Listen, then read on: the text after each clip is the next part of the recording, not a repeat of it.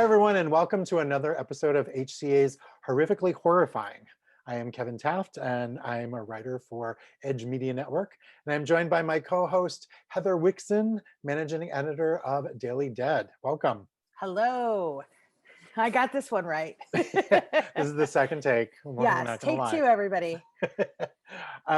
So this week, we're going to talk about a couple things. One is the 40th anniversary of the Howling. Yes. 40th anniversary of the Howling, which will lead into some werewolf movies. But there was some news today that both of us would like to talk about, and we haven't actually had this conversation yet, so I'm curious as to where this will go. But for those of us in LA and actually across the country, the Arclight just announced that they are closing their doors along with Pacific theaters, which they're pretty far-reaching as well. But the Arclight is, if you don't know the Arclight is the creme de la creme of movie theaters, especially in LA, because it's attached to our Cinerama Dome, which is an iconic structure and has been here since the 50s, I believe. So it's very sad that they are going away, and Heather's dog doesn't like it either. Yeah, he's very upset about the news too. He's like, no, Heather's gonna have to be here all the time. She won't be going to the movies. No, he'll be happy about that. But yeah, it's really all right. It's sad news. I've been seeing it trending all over Twitter as well. It was number 3 on Twitter. I don't know if it's gone up since then, since I was at the gym. But yeah, what do you think, Heather? Well, I wasn't on my way home from the gym or anything, but yeah. So I basically I saw as soon as the piece went up over on like Deadline or Variety, like within minutes. And it's so strange because like I moved here like 12 years ago, and like probably the second press screening I ever went to was actually at an Arclight.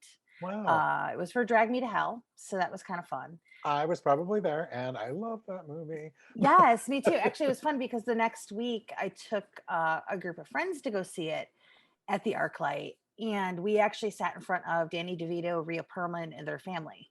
Wow. And they were like freaking loving it, and it was just really fun to listen to them. And then they were kind of like sitting in their seats like after when the credits are rolling, still talking about it. So I kind of didn't want to get up. I wanted to hear what they were saying about it. They loved the movie. And then I went to the bathroom and Rhea Perlman was in there, and that was like, oh my God. I just thought that was like what LA life was going to be like. I was just going to sit with celebrities all the time and watch movies at the Arclight. Mm-hmm. Yeah, I think for me, it's also sad because they used to do a lot of special events there beyond just screenings. Yeah. Because a few years ago, Guillermo del Toro did a talk there for The Shape of Water. Which I went to, and I was actually like, I just gotten over being like really sick, and I was like, I don't care. I'm like front row for this thing. I am not missing this. And it was like one of the best nights ever. It was like going to film school for a night. It was really incredible. Because he talked for like 2.5 hours and just went through like everything, and it was a really, really great experience. And like you go there, and they always have like costumes on display, and it just feels like it appreciates movies. And this isn't. That's the thing. It's like it's no, history. But like for me, like economics wise, like to be very honest, like I generally, in the before times, like I was going to AMC because I had the AMC Stubs pass. So to spend $25 a month on movies, because I don't get to see everything since I'm very genre specific. Gotcha. So we would always make up those gaps at AMC because it was $25. We could go see whatever, and and that got us into any of the screenings we wanted to. Really, we had to pay like a $1 upcharge for IMAX. Like you can't beat that. And now you don't even have to. Yeah, and so like for me, I'm gonna like Arclight feels very tied to my career, so that's a little sad. Pacific is really surprising to me too because I have a lot of like seeing stuff at the Grove. Yep. Like, and if you've never been to LA, like I like Arclight a lot, but for me, the Grove reminds me of this theater that was like sort of this fancy, like, it'd probably be a repertory theater now these days, like in Chicago. I don't know if it exists anymore, and I don't remember the name of it, but I do remember seeing not the Mangler, Graveyard Shift. I remember seeing Graveyard Shift at this theater in Chicago with my best friend and her boyfriend at the time, because I was her cover because she wasn't supposed to date. And I remember running into like my aunt and her family there too, which was weird. But it was like this like theater that just like felt really big. Like it just made you feel like you were in like this bit like in the like presence of greatness because of how small you felt. And like the screens were big and the auditoriums are big. And I remember like taking friends after I officially moved in my apartment. We went and saw Terminator Salvation there. Terrible movie, great experience. Actually, I don't even remember if I would even call Terminator Salvation terrible at this point. I just It's don't just really remember forgettable. it. Yeah, Yeah, I just exactly. remember the best parts being in the trailer and being really bummed about it.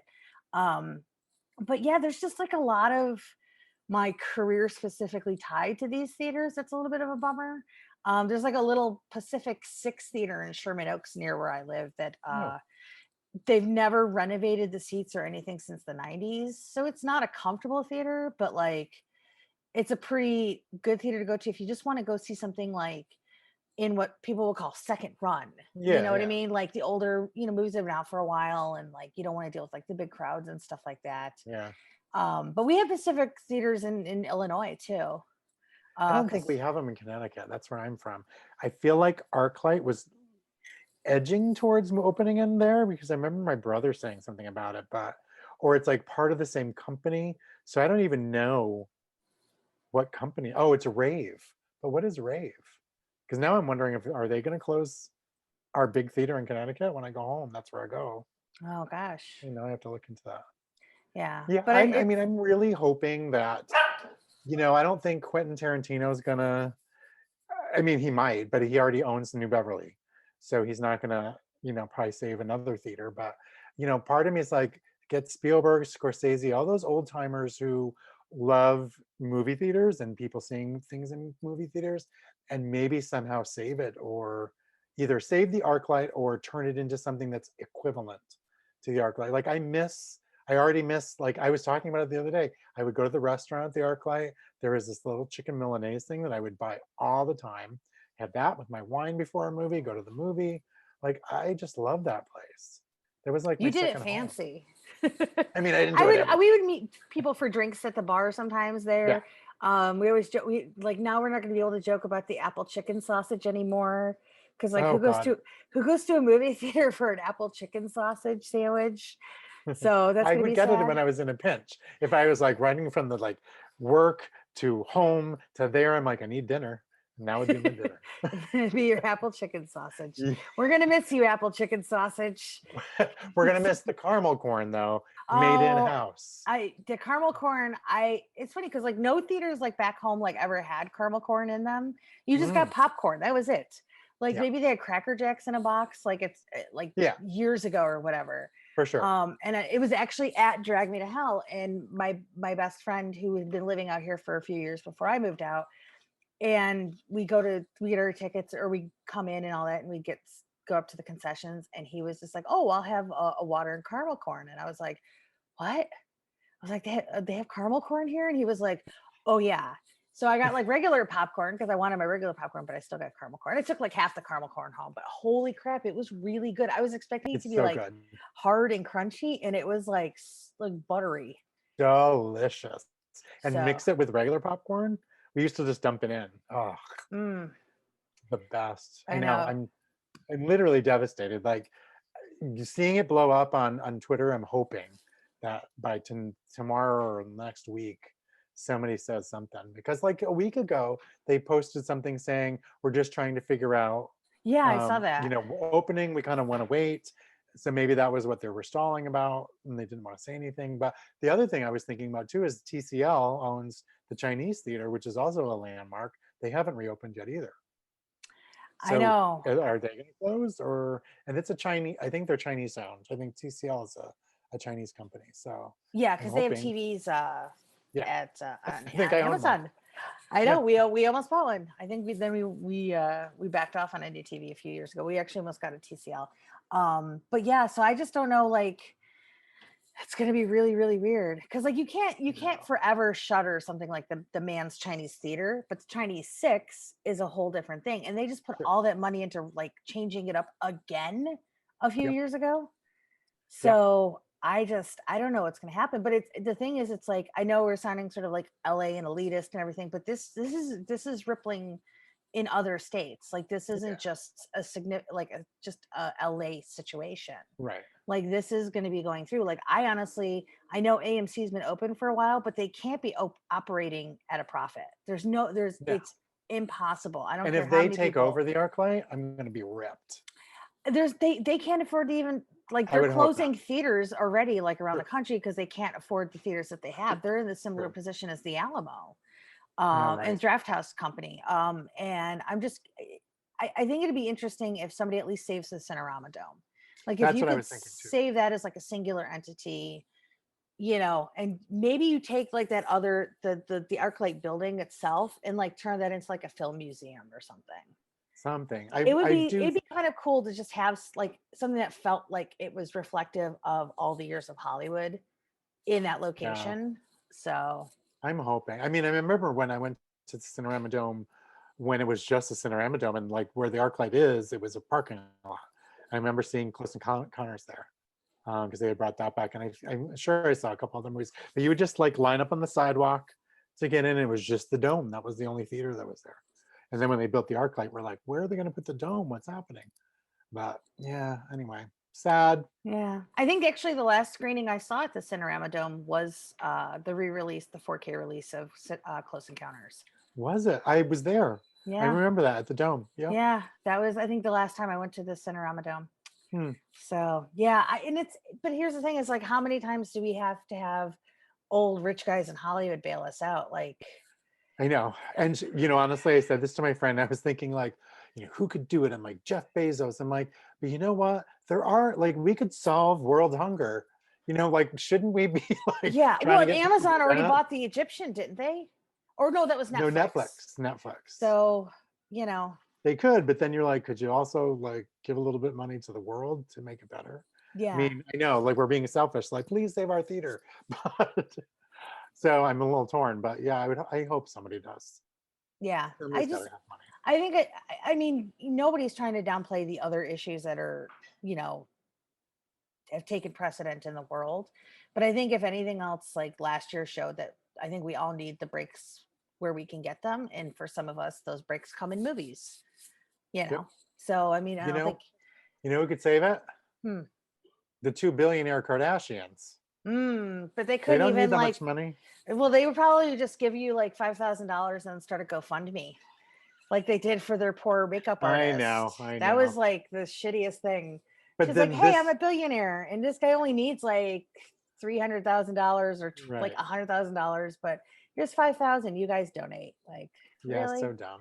But Like, they could really? add their name on the theater, so Oh my the God. Kardashian Do you want Cinerama to go Dome. to? Do you No, want to go to the Kardashian Dome? although I think that building is owned by Scientology. Are they? The Is it ArcLight building. really? Mhm. Oh no. Yeah, I know. So we're always giving money to the Scientologists. Oh, well, at least I'm only doing press screenings there, so that feels better. There's no I money know. I'm being in the membership exchanged. program and I never like get to the gold level because I only go there and I only use my card for like food It's because like they never like, Scientology, you just never can get to the gold level. right? You So just have to, you true. can't get to Tom Cruise level. It's impossible. John Yeah, Travolta's been trying for years, damn it. that's true. So, That's a good point. yeah, Poor thing. I know. He's been trying. I was so last week, we'll switch to some more, you know, topicy topics. Appropriate talk, right? But last week you briefly talked about them. Hmm. In this last week, I have watched it in its Hmm. entirety. You have Same. watched it in its I finally entirety. finished it. Yep.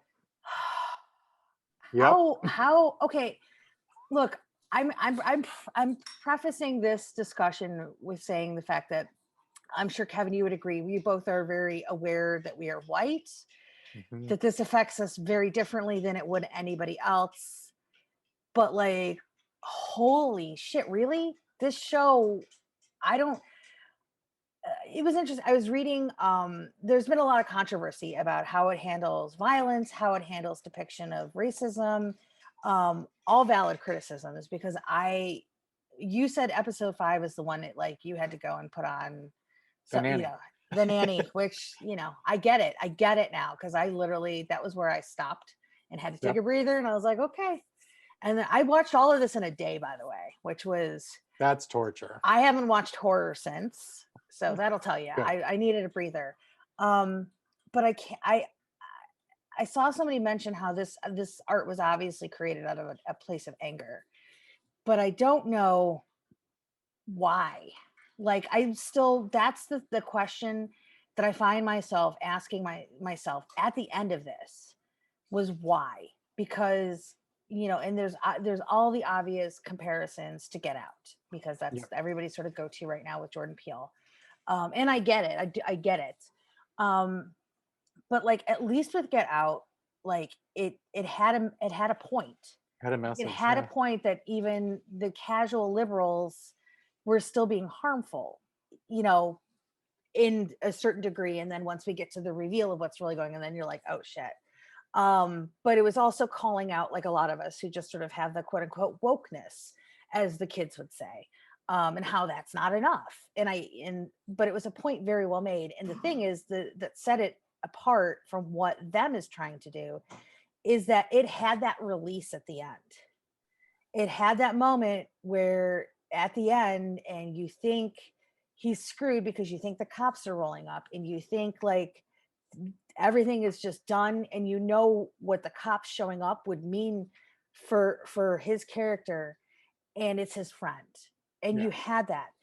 And I'm not even gonna get into spoilers because I don't even know what to say at this point, but like there is no catharsis in this show whatsoever. It is so cruel and terrible to its main characters, and it doesn't feel like it has a purpose, because it just feels like those characters are there to suffer and suffer and endure and suffer some more. And you get to that end and you kind of think like, okay, there's got to be a way that they're going to come out of this in some sort of satisfying way. It does not happen. And I was so horribly angry about it. And I get how real it is. And I understand that that's not how life is.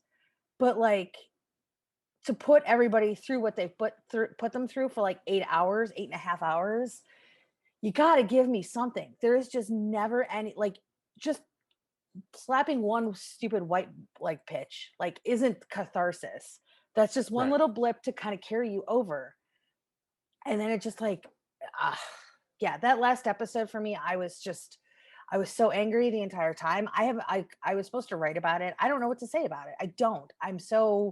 I felt like such shit afterwards, and not because like it said things that I didn't believe to be true or that I felt confrontational. Everything that they were saying was absolutely justified, but I just didn't understand why they had to manipulate the Black characters in that story the way that they did to say what they were trying to say, if they were saying anything at all.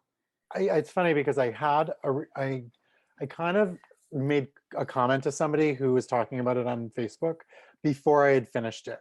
And before I had finished the meeting, I had a half an hour left, but I had turned it off because I got tired. And then I was like, I'll go back to it later.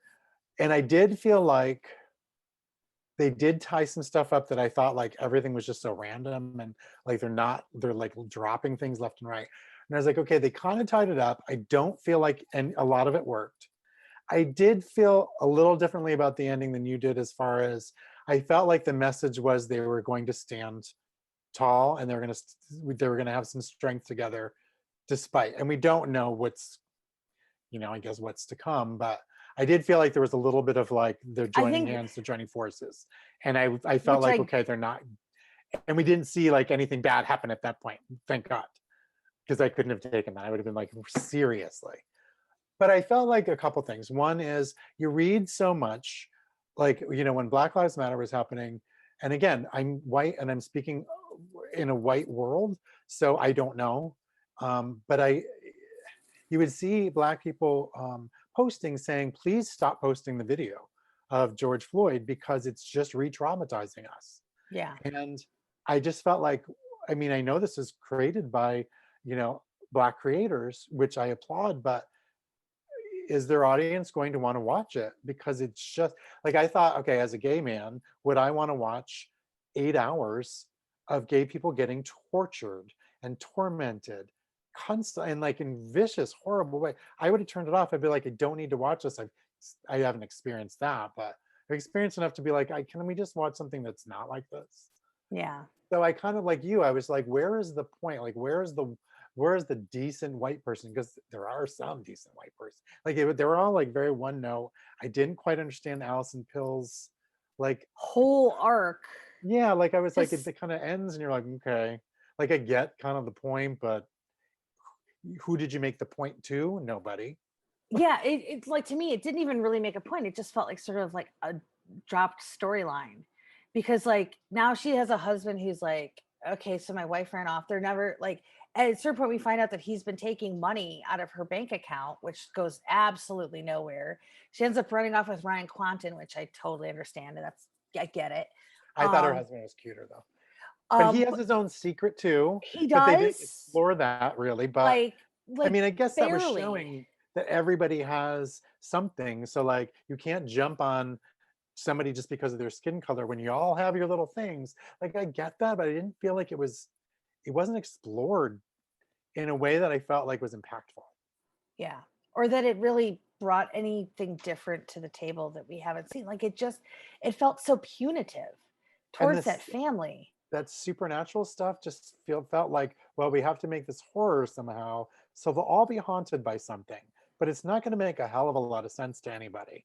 Like I I was mean, like, I why will are you admit all some of seeing this, this? yeah, and I mean, I will admit like some of the sequences are really interesting. Like I thought the Yeah. stuff with Ruby was very interesting, with the girl in the high Yep. school and the cheerleaders. Like I actually thought the sequence with the cheerleaders dancing was Yep. really shot And incredibly. the paint thing was really fascinating. That was a whole thing I want to explore on its own, you Yeah. know?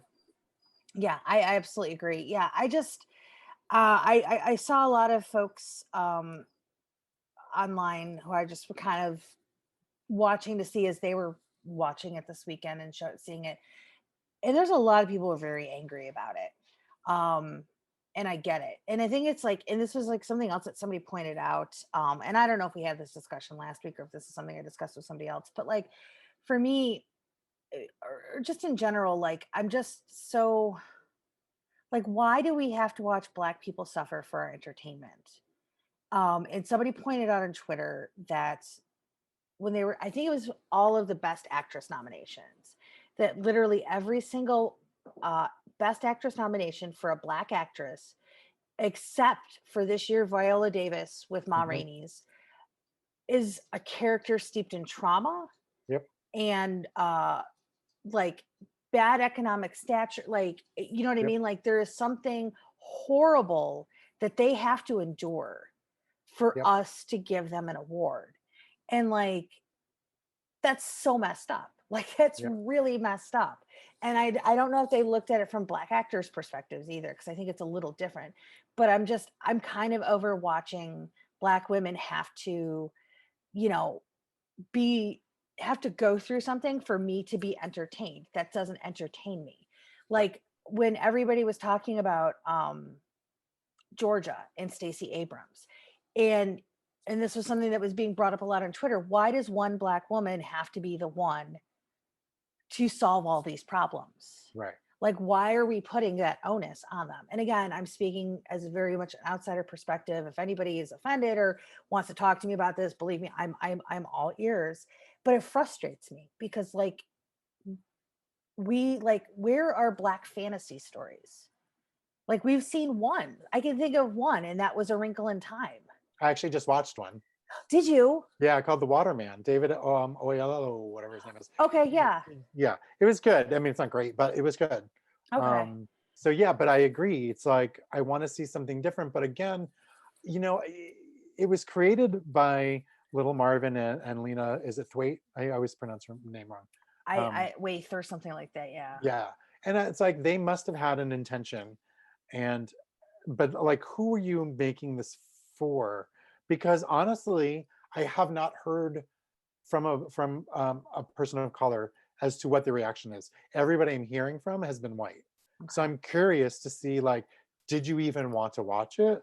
But if you did watch it, what did you get something out of it? And if so, then I'll shut up for sure. I've But seen a few Black writers and entertainment journalists who uh, spoke positively of it, but I think okay, for the most part, most of the reactions that I saw online over the weekend were negative.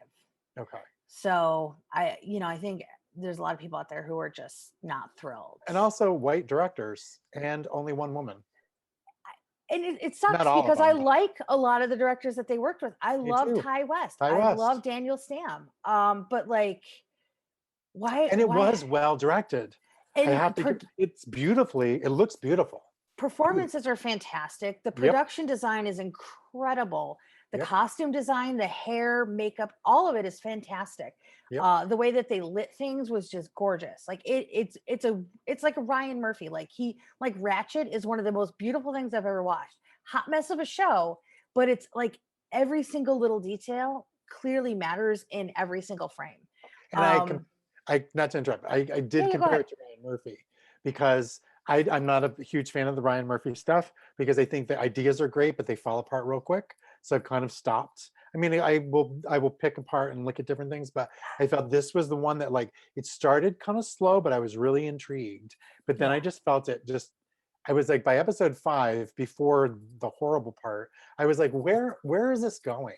Like we only have how many more episodes left? Like show me something because I don't understand what I'm watching. Because I feel like it's the same week after week. It's the white neighbors doing something horrible to them. And I just I almost got bored. I actually had the screeners for a month and it took me until Friday or Saturday to finish it. Because would forget. Well, I got mine Wednesday night, and You're a crazy person. and I went through it all in one day. And I Maybe was not. miserable. I was absolutely miserable. Like I was done. And I was like, I don't think I worked for the rest of the night, which is so unlike me. I think I was like, okay, I just have to go play some Scrabble because like Yeah. I just can't do this. And I didn't even like all weekend, because it was WrestleMania weekend. I was basically like off movies, just watching wrestling the whole weekend. It's all fine. So Makes I was sense. so checked out because I was just I needed a breather. Yeah. So and like now I have screeners this week, so I'm like, oh, okay. It's Um, funny though, we've had this conversation where you don't like, and I know you don't like the term, but I don't know what else to call it, torture porn. I know we don't like it. But those types of movies where it's a lot of like body horror and that type of thing, where people get tortured, that has the same effect on me. It's to me, I'm like, I'm not entertained yeah. because I think I'm too empathic and I start putting myself in their position and thinking like, how horrible must this be for somebody? And I can't separate, like, I don't find it I don't even find it clever because I can think of 15 things right now that are disgusting to do to somebody. We all can. It's not that hard to do. So like if you wanted me to like God, Kevin, what's praise, wrong with you? I know. That does sound really bad, didn't it? Do not take that out of context. I'm just gonna put that clip by itself. I'm gonna turn it into a GIF. I can think of 15 things to do to you that are terrible. That's horrible. But I mean, that's why I've never been like into Eli Roth stuff because I'm like, to me, yeah, it's horrific, but it's not the horror that I like to watch. Yeah, So, but I I know think people get into it. It's fine. yeah, I mean, it doesn't really that kind of stuff. Like sometimes it bothers me, sometimes it doesn't. I know, I because I always give shit to the term torture porn. I actually go with American extremism because it sort of came Okay. around because of French extremism, Oh yeah, because of martyrs and hot. I was gonna go my French and hot tension, but the high whole. tension. And ills and things like that. But So I I think liked High Tension. That's fine. I didn't yeah, think that was too because it was still more thriller-esque. But yeah, Martyrs. I mean, I got it, but I had a hard time with that one. And yeah. Ills. No, I liked Ills too because I didn't feel like it wasn't. It was torturous, but it was thriller-esque. It's when it's You want artful torture. yeah, but it's when it's constant like what can we do to somebody to make yeah. You can make me squirm. That's fine, but that's Yeah, and I I will don't know. say the last episode of them really gets into some like I guess I'm okay with somebody putting somebody into like an elaborate trap and making them figure out their way to get out of like a barbed wire room, as Mhm. opposed to watching Pat Healy call some poor man that he has tied up in his living room terrible words that I would even utter and then cut his finger off like Oh, I know. Yeah. in front of his like kids, and the one Oh, guy then takes the little girl downstairs and I didn't even oh, like the implications. Yeah. yep. Nope. It was like I said, I watch a lot. I watch like hundreds of horror movies a year. Like I'm pretty much impervious to a lot. that was a lot. And I Yeah. can't imagine anybody who has to live with racism and live in this country dealing with the bullshit that they have to deal with would want to watch this, because there's just no catharsis. True. Good You point. know, I mean, like Mhm. everybody cheers when what's her face gets it and Get Out. Like all I did is at the end of this show was I just was like, oh my God, are you kidding me?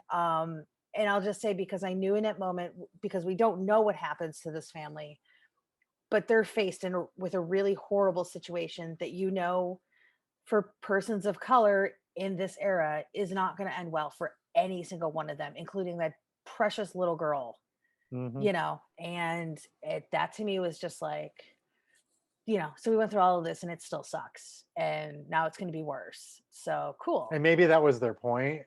I guess. But like, but all of this I knew going into it. So what have we Right. come out with? So yeah, I was, I, episode 5 was just, Yeah. Nope. and I saw some freaking idiots. And this is what also sucks about this, is then you get these like people who go on social media who want to like make everything into a joke. So I Yeah. saw a lot of people with doing cat in a bag jokes this weekend, and I was like, block, block, block, block, Yeah. because I just was like, no, I don't have time. I don't have time to fight with you about it. Forget it. Yep. You know. But yeah, there's a lot of things that they just sort of dropped in there that I was just kind of like, let's introduce this idea. No, we're not going to do anything with it. And It's Ryan Murphy. yeah, and Allison Pill's husband was a perfect example of that, because he's somebody who's obviously living 2 lives, Yep. but also stealing a lot of money from his wife, which I like. It can't cost that amount of money to go to bars every night. No, yeah. So So we don't. is he paying male prostitutes? Like, what is he doing? Mm, It's, you're just kind of like, so many interesting things that could have been explored, yep. because obviously he's the most empathetic towards his family, because he would be considered an outsider too. Outsider. But they do nothing with it. Yep. Like, just nothing. There's a So couple of her, Alison Bill's friends too. There also seem to be kind of like, I don't really care about what you're talking about, Alison Pill, and like, who cares? But they never really let them have their moment of like, slap Alison Pill and say like, get off, whatever. yeah. I don't know. Yeah. And it made me angry at Pat Healy, and I don't like to be angry at Pat Healy. No. I was just like, Weirdly, I worked at a bar in West Hollywood for 10 years, 8 years, and one of my co-bartenders was in it. He was the husband in the wheelchair when she goes to the oh, house. Yeah. yes. And I was like, how do I know? Oh, it's Mo. Oh, that's cool. Yeah, I was like, that's neat. Yeah. Yeah, and then they end up like, that's when it was like, I felt like Ryan Murphy is like, all of a sudden, and then like we're dealing with like a mental health facility. And I was like, Right. oh, we're It's aliens. and I say that lovingly, because I like a lot of Ryan Murphy garbage. So Yeah. anyways, Anyway, let's move moving on. on from Ryan Murphy garbage, I want to mention, because we did talk about Howling, but also this week marks the 10th anniversary of one of my favorite movies. So I wanted to mention that. So I figured, Yes. since we're talking Ryan Murphy, I figured I would talk about Scream 4 featuring my girl Emma Roberts. I Yeah. have nothing to say about this. I saw Scream 4 once. It was entertaining. I don't remember it. I have to rewatch it, clearly. And I'm not a big Emma Roberts person. So yeah, I can't even speak it. I barely remember the movie. I Yeah. remember the reveal Yeah. because it was a surprise for sure. Yeah. No, I was I think for me, like, I think of what I've always loved about Wes is like his stuff is always ahead of the curve. Yeah. And so much of the stuff that he was talking about in Scream 4 10 years ago was a little bit of how social media was. But I think now more so, it's way more on the button than it was when it was released. So that's, for me, is very interesting, because there's like a line at a certain point where Jill, Emma Roberts, is like, I don't need friends, I need fans. And Right. Right. like literally I saw somebody post on Twitter, like they polled like a bunch of 6th graders at some school, and they were like, oh, what do you want to be when when you grow up? And like, when I was a kid, it was always like, I want to be a doctor, teacher, lawyer, astronaut, whatever. And like the number one answer from these kids was YouTuber. Like, I does that just make like you die inside a little bit? But that's where it totally. is. And I get it. We're old people. We're not part of this generation, but they are. And like, But we holy also know shit. the reality of the world, and okay, what are you going to do for money? Because you have a very small time frame that you're going to be popular, and then it's going to be over. What are you going to do? Yeah. What are you going to do? How are you going to make money? Are you going to have any money to live once you retire? I mean, like, I don't have a lot of money to live even when I retire. I have a little bit of a pension and for my day job, but it's like you do have to, I sound like the old guy saying that, but people do have to think about it because it is a limited scope. You're not gonna be a YouTuber when you're 50. I mean, there are people that do it, but if you're gonna start young, I can't imagine you're gonna parlay that into a lifelong career. But maybe they will. Maybe I'm stupid. No, I don't think you're stupid. I think there's just a different generation because I think our generation grew up as like you go to high school, you go to college, you get out, you get married, you get your house, you get your grown up job, and you live your life. Like that's what we were taught is the quote unquote American dream. There is like no American dream. Like Gen Z now, like none of them can afford houses. Yeah. Like so everybody rents. Neither Like can I. I'm 50. yeah, I'm older. I used to have houses. I wish I appreciated it more when I did.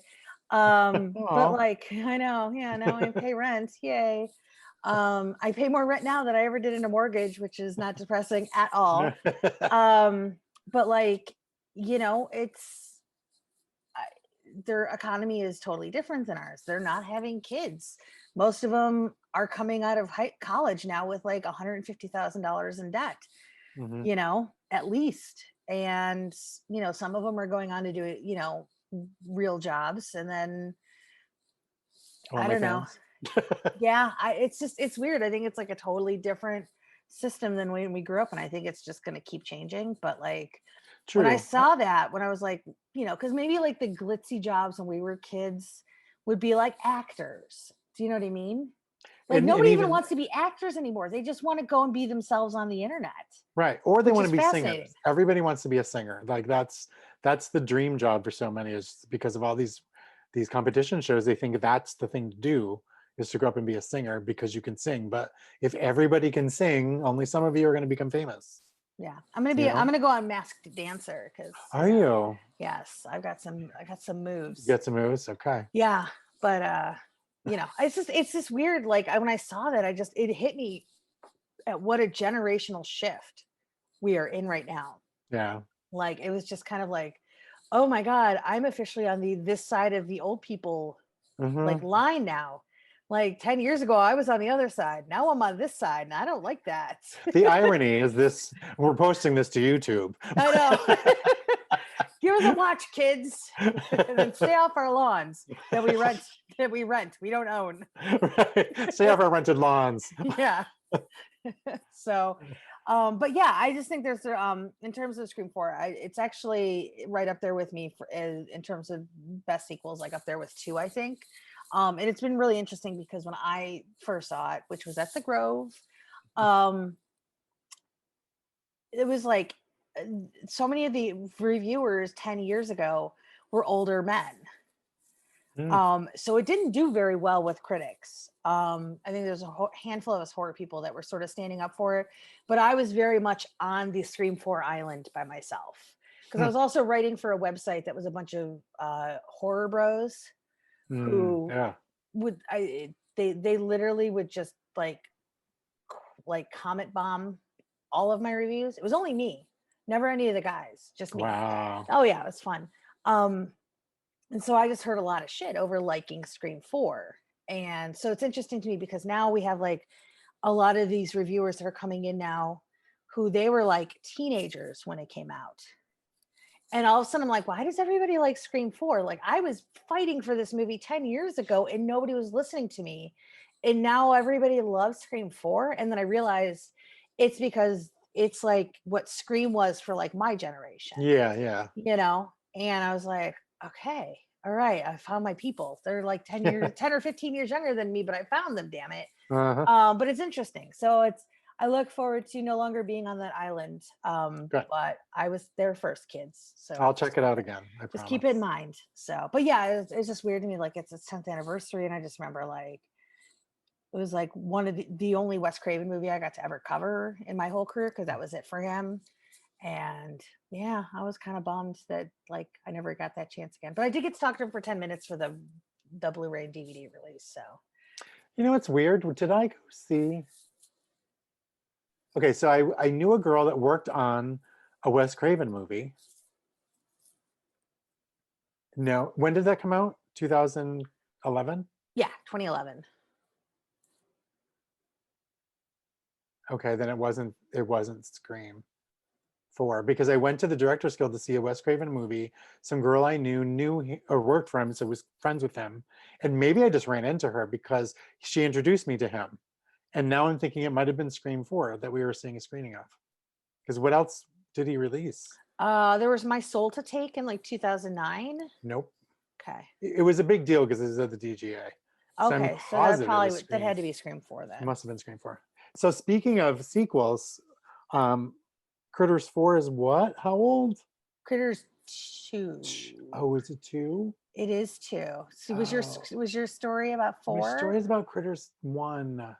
Oh, it's Critters 1. Sorry, I Oh, apologize. okay, good, because I can tell my story now. You're gonna be like, that was your story, but Yes, it is 35 years old. wow. Okay, so back in Connecticut, and this, I don't know when they stopped doing these. They probably did it when you were your kid. When they would do like a week before it opened, they would do sneak previews and it would play with some other random movie. Yeah.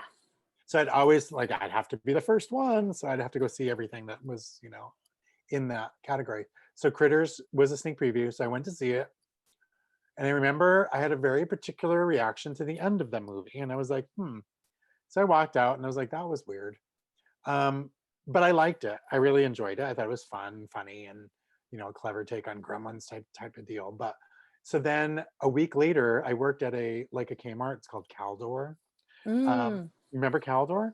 I don't, but my boyfriend's actually from Connecticut as well, and I've heard about Caldor. Where's he from? Stanford. Oh, okay. Yeah. He's lower, a little down.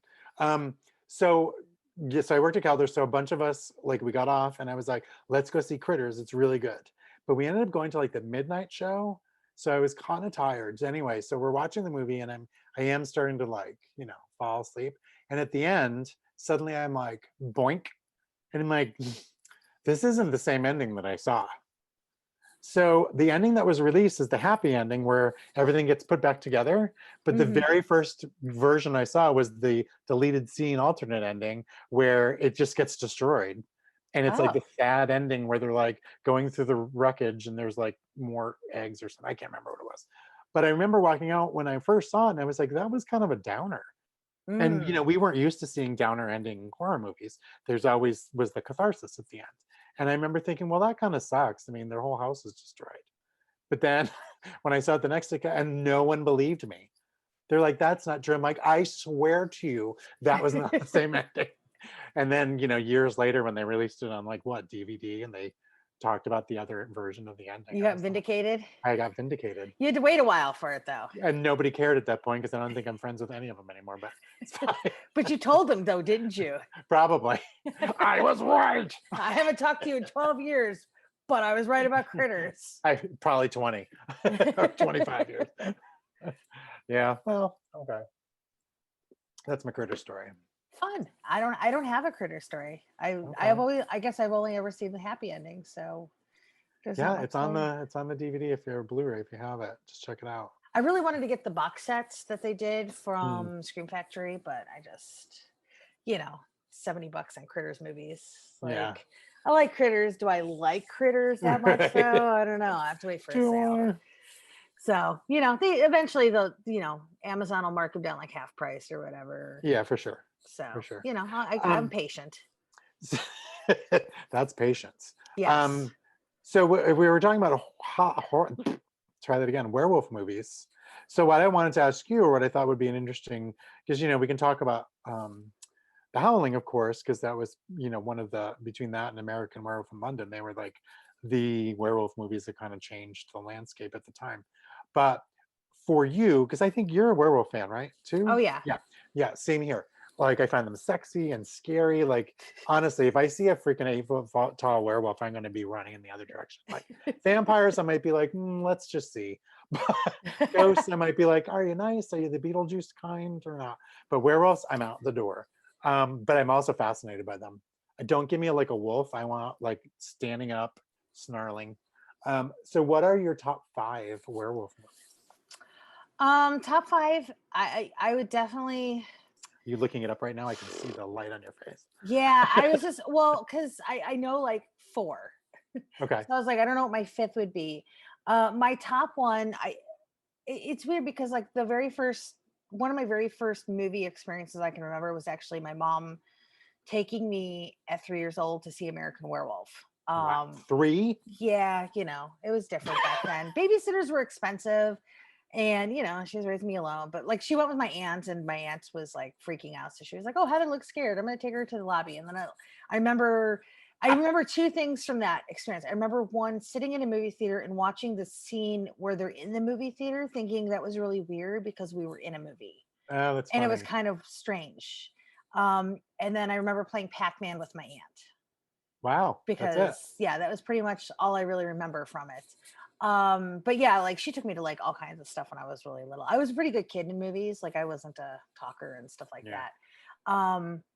So I think for me it goes back and forth. I think probably ultimately, and it's not even because it's like the best werewolf movie, but I would say like my number 1 is Silver Bullet, Hmm. because I am a sucker for Stephen King. I'm a sucker for small town America stories. I am a sucker Yeah. for Corey Haim and Gary Busey, and Everett Megan McGill. follows. Anna Green And Gables. I didn't even get to Megan yet. I love that terrible werewolf teddy bear that he turns into. It's got Terry O'Quinn in it as well. Yeah.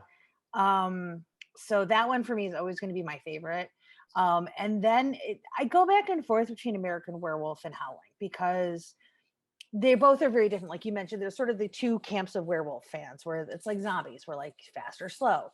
Werewolves, it's like on all 4s, dog like werewolves, or do you like the wolf man standard guy standing up coming after you werewolf? Yeah. And I think I reached the point in my life where I'm like, I'm pretty much a stand-up werewolf person. So I would probably put Howling above American Werewolf. And don't get me wrong, I know what I write about effects. I don't need anybody to tell me that what American Werewolf did for effects. I get I it. like how we're worried about the comments that are going to happen. Well, because it's like, I mean, if we're being totally perfectly honest, like, the reason we have makeup effects for Oscars is because Rick Baker and Stan Winston created a category for themselves. Yeah, sure. Like, and I don't blame them. They should be getting all the, they should be getting Yeah. all the accolades. But it's very interesting how they created it the year that the first year and Rick Baker wins it. And then horror always gets shut out of the category now too, which is just really dumb. Yeah. I think hair and makeup should be separate, but that's like a whole different thing. Because it's just 2 totally different art forms. I And, agree. I agree. but anyway, so I would do Silver Bullet, Howling.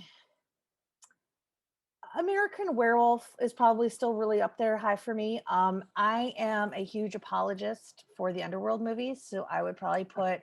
Um, Most people would probably do the first Underworld, and I can't believe I'm totally 3? 3. Yes, the one I love 3. where it's like the old timey. I can't believe It's like Romeo and Juliet. Yeah, and they don't have Kate, so they have Rhoda Mitra. Uh-huh. Um, I loved 3. was that Rise of the Lycans? Yes. Was that? Sorry. Yeah. I can't believe I, of all people, forgot Rise of the Lycans. There was a whole joke for a long time ago, like, I called the Underworld series like the Lord of the Rings for werewolf movies. But they have like this mythos, and it's werewolves and vampires, and Patrick Tatopoulos doing effects, and it's all kinds of like crazy fun. So I would put that right up there. Okay. And I also so that's 4. And then I would also, one that really surprised me a few years ago was Late Phases by Adrian Oh, yeah. Garcia Bugliano. Yep. With, I'm totally blanking on the gentleman's name who plays the lead in it. I can't remember either, but I just watched that this past year. I Yeah, liked it. I liked it a lot too, and I liked the transformations in it. Mhm. It sucks that the whole trick or treat isn't all werewolves, so it doesn't really quite count. Yeah. But I like good gnarly transformations. I Yep. like the skin ripping off. I like that effect. So Yeah. yeah. What are yours? Interesting. I would say, I mean, I've probably only seen it a couple times, but I think American Werewolf in London is still pretty high up there. I do love Ginger Snaps because I just thought it was so clever and so just it kind of came out of nowhere. I saw it at a film festival. It was one of those. I'm like, oh, I need to see this, and then I was obsessed with it. I don't care for the sequels, but I love the original. Um, I am a fan, and I know it's not great. The acting is a little suspect, but I love Bad Moon with Michael Pare, and Yes. I don't know Yes. why I like it, but honestly, like there's a couple scenes where like it's in the kid's room, and like again, he's super tall, and he's like, "Rrr!" And it scares me. I don't. It's, mm-mm. But I love the way it looks. I love that movie. I watch it every year. Um, I do like The Howling. There's aspects about it I don't like, but I do like it. My favorite scene in The Howling, because it makes me laugh out loud, Is the is werewolf when sex scene? no, it's hard to because I did it with my friend because when it was happening, I made this comment because she's like some is it what's her face? Um D Wallace is in like an office and she has a file in her hands and the werewolf literally just kind of goes like, I'll take that and Oh, that takes it was out of her. that's Belinda Belaski. Okay. But the fact that he's just like, nope, I need Yeah. and he kind of gingerly does it with his fingers. It just made me laugh out loud. But I do like that. But let me see. Dog Soldiers. I love Dog I Soldiers. like Drug Soldiers a lot too. So That's a I'd good say one. Dog Soldiers, American Werewolf in London, Ginger Snaps, Bad Moon. I feel like I'm forgetting one. It's funny because there's a lot of movies that like feature werewolves, so they don't necessarily count. And then also, I this was a discussion I had with somebody else, but I've come to the age where I think the more I watch Teen Wolf now, the less I like it. Less, do you like Teen Wolf? Yeah, And are you talking about the the movie? movie. Okay. Yeah, Yeah, I never liked Teen Wolf that much. I thought they were dumb. I liked. I mean, when I was a kid, like Michael J. Fox is like it. Yeah. Like oh my god. Yeah, there was like a moment when you know what it was? It was when Back to the Future came out, and I remember this so specifically because on Saturdays my best friend's parents would always take us to movies, and we were looking through the paper, and I remember we were like it was the weekend Back to the Future came out, and for some reason we hadn't seen anything for it, and all of a sudden we were like both my friend Jen and I we were both were looking through the paper and we saw Michael J. Fox and we were like, Michael J. Fox in like perfect unison, not planned. And I still to this day can remember that. And that's like 36 years ago. Wow. But it was just, and I remember that was the first time I ever had cherry Coke also. So I was like, we loved Michael J. Fox. But yeah, I think the older I get, I kind of like it less, but I actually like the effects in it. I like that they're sort of cute werewolves because like you can't be scary werewolves in that movie. No, no, for sure. So Yeah, I don't really remember it too well, to be honest. Um, yeah. finally watched WER. Oh, okay. My I think ex-boss worked on that, so I we never talked saw about it. this. Yes, I remember you didn't like it for some reason, or there was an issue. But it was Oh, I better than, have I mean, so issues. he didn't turn into like a full-on werewolf, which I was disappointed by. But Oh, it was more interesting than I thought it was going to be because I kind of put it off for a while. But I'm always on the lookout for yeah. Because new like you horror have movies werewolf. like Trick or Treat that have werewolves in it. Waxwork has werewolves in it, but you don't get a whole lot of full Right. werewolf movies. We have Bloodthirsty that'll be out next week. Werewolves Within is coming from Josh Rubin, who did Scare Me. That's on Shutter right now. Right, right. So, and that's got Harvey Guillen from What We Do in the Shadows, the television Oh, series. yeah. So that's going to be a super fun time. It's based on a VR game I've never played, so I don't know how Okay. that's going to work. But I'm excited. Did you see Wolf of Snow Hollow last year? Yes, I did like that. I really liked that. The first time Yeah. I saw it, I liked it, and the second time I saw it, it really clicked because it's really deliberate. Yes. with the line delivery and Yeah. the things that his character is going through, and you're just really stressed out for this guy throughout this movie, Yeah. and that it's not what you think it is, Right. but I liked that about it. He was hilarious. Yeah, I mean, hilarious. So so funny. yeah, but the first time I saw it, I was like, okay, I like that. And then we saw it at the drive-in for Beyond Fest last year, and it really clicked for me, like big time. And I was like, all right, this is good. They I, played that with the Burbs too, which was amazing. I see none of us mentioned what the hell is it called? You know what I'm talking about? Wes Craven? Oh yes, The one Cursed. that has quite a history. Yeah, Cursed. Yeah, which is weird because, okay, I'm going to promote myself a little bit, but the first script I ever got attention for and started to get meetings on was a werewolf movie, because I purposely said to my friend, I'm like, what genre hasn't been done to death yet? And it was werewolves. So I did a whole movie about a high school. It was about a high school. It was about a small town that was named by Time Magazine as the safest town in America, but it was secretly populated by a clique of werewolves that were actually the football team. Um, and I thought it was so clever. And then, like 6 months later, he announces he's writing a werewolf movie because that's a genre nobody is really doing. And I was like, grumble, grumble. See, he's a cat of the crowd though. Or that was I was so yeah, mad. yeah. Can't It's blame interesting. him. I just recently, the last few weeks, I actually just watched The Company of Wolves, which I had never I seen saw the before. theater in Oh high my school, gosh. Oh and I my took a goodness. date, a female date, weirdly. Oh. Yeah, that was weird. I was like, that was off in a whole lot of ways. Right.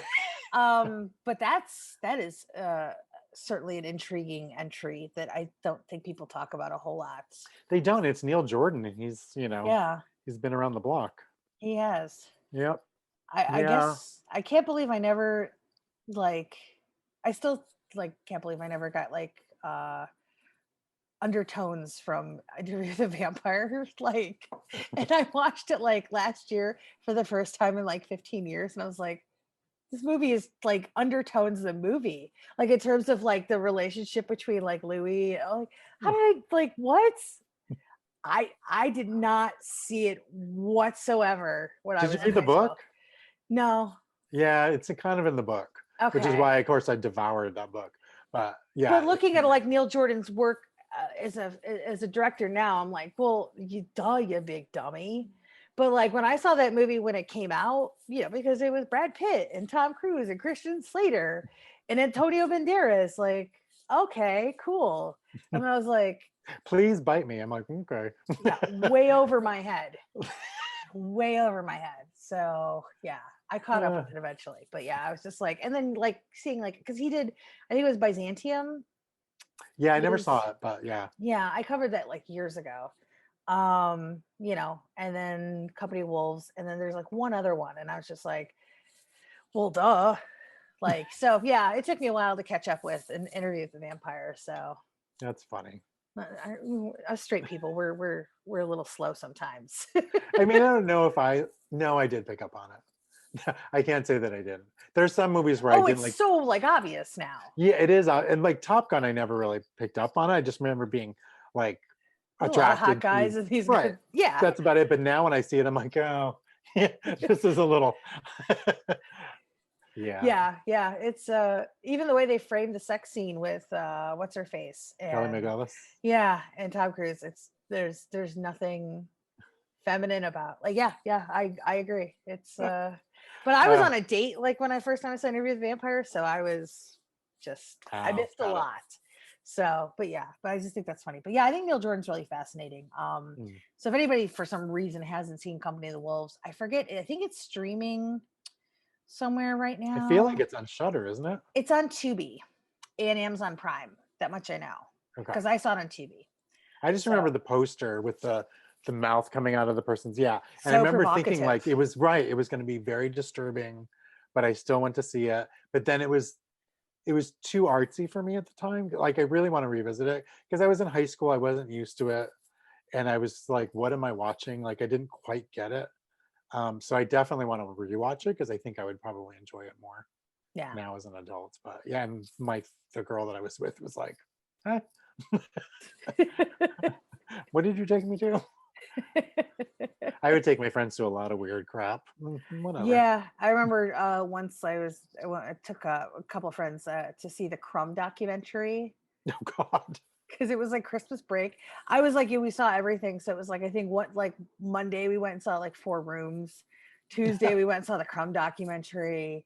Wednesday, I think that was also the year that Toy Story came out, the first Mm, one, and like it was a weird week of movies. But we went to the movies like every day. Like God, like having time to go to the movies every day. What a world. right? Kids just don't What even a know. world. Oh, what a time to be alive. I'm like the old guy Mhm. on The Simpsons. But yeah, I do think that I'm all for more werewolf stuff. Wolf Cop is fun. That one's pretty fun. Oh, I didn't see that one. It's very, very Canadian. Okay. Um, I like the first one. I think the second one's a little more fun. Okay.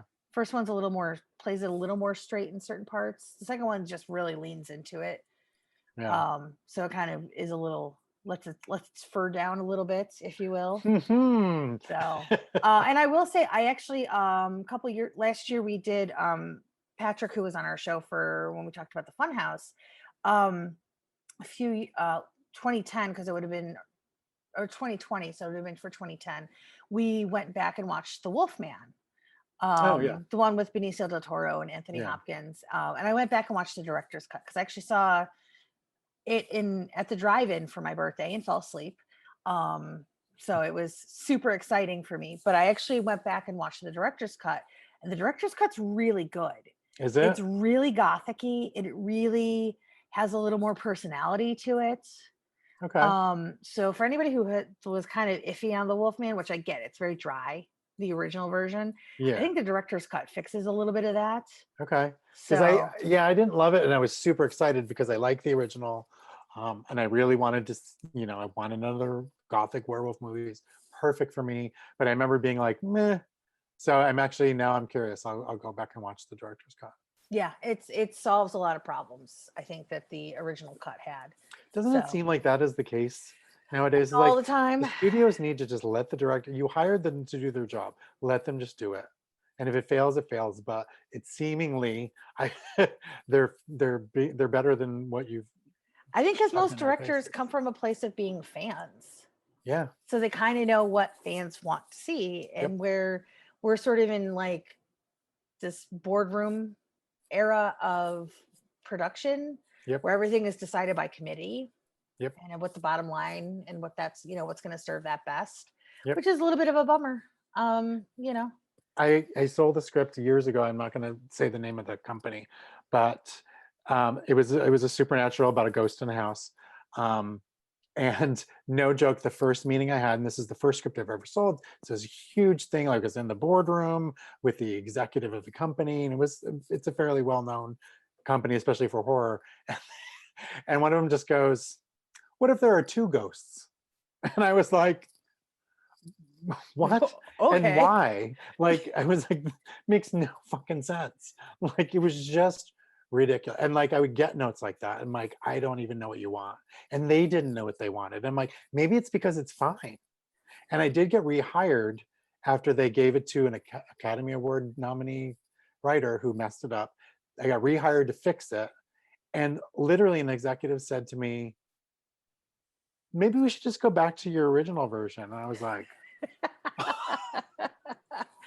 And you're like, huh, imagine that. right? Maybe it was okay to begin. I mean, it never got made, unfortunately. I did rewrite it enough that it became very cinematic and it was very much of a movie, but then the head of that studio was like, nah. So it never got made. So it's on their shelf. But sadly, oh well, I know. My only sale. Hey, look, I don't have a script on anybody's shelf. So, doing I better mean, than I am. people say that, but I'm still like, yeah, but I don't have a career and that's why I'm here. So, Yeah, fair enough. it was like a tease. It was like a nice tease for a couple of years and then whomp. Yeah, but here you are talking to me. Right. So, it all worked out for the best. It really did. I think you're on the right path now. Because you could literally be talking about my movies, trashing them right now. I could. But instead we're here. Trashing everybody else. Exactly. So yeah, I think that's probably a good note to end on. Yes, I agree. Yeah. So thank you guys for joining us for another episode. And we'll, I guess, see you next week. And we'll talk about more things and more anniversaries and more scary stuff. All right. Goodbye. Bye.